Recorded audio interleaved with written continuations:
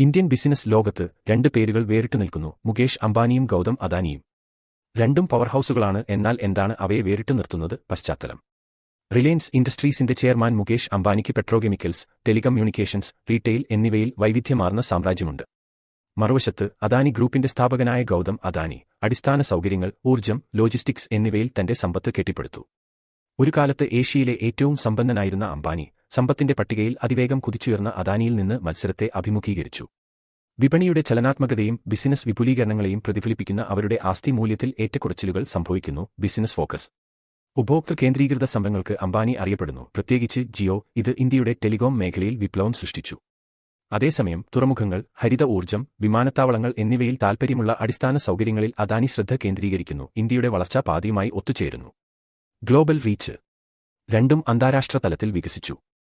അംബാനിയുടെ ഏറ്റെടുക്കലുകളും പങ്കാളിത്തങ്ങളും അദ്ദേഹത്തിന്റെ ആഗോള സാന്നിധ്യം വർദ്ധിപ്പിക്കുന്നു. അതേസമയം അദാനിയുടെ പുനരുപയോഗ ഊർജ്ജത്തിലെ നിക്ഷേപങ്ങൾ ആഗോളതലത്തിൽ സുസ്ഥിരതയ്ക്ക് ഊന്നൽ നൽകുന്നു.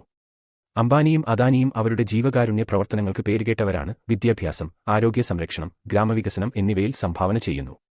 ഇരുവരും തങ്ങളുടെ മേഖലകളിൽ ടൈറ്റന്മാരാണെങ്കിലും അവരുടെ വഴികൾ വ്യത്യസ്തമാണ്. അംബാനി ഉപഭോക്തൃപ്രേരിത മേഖലകളിൽ ശ്രദ്ധ കേന്ദ്രീകരിക്കുന്നു, അതേസമയം അദാനി അടിസ്ഥാന സൗകര്യങ്ങളിലേക്കും സുസ്ഥിരതയിലേക്കും ചായുന്നു.